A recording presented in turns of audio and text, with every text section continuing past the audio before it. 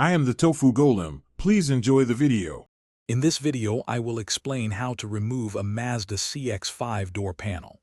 First, let's gather our essential tools. You'll need a plastic trim removal tool to protect your interior, a Phillips head screwdriver for fasteners, and a small flathead screwdriver for delicate prying. Don't forget a small container to keep all your screws organized and prevent them from getting lost during the process. Now let's begin by carefully removing the window switch panel. Use your plastic trim tool to gently pry it up, then disconnect the electrical connectors.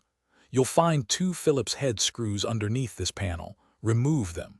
Next, locate the small cover behind the door handle, pry it off, and remove the single screw found there.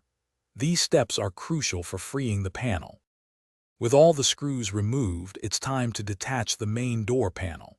Begin at the bottom edge, using your plastic trim tool to carefully pry and release the plastic clips holding the panel in place. Work your way around the sides, gently popping each clip. Once all clips are free, lift the entire panel straight upwards to unhook it from the window channel. Remember to support its weight. Finally, with the panel unhooked, you'll need to disconnect the remaining cables. First, detach the door lock cable and then the door handle cable. There might also be 1 or 2 electrical connectors, such as for the speaker, that need to be unplugged. Once everything is disconnected, you can carefully remove the door panel completely and set it aside.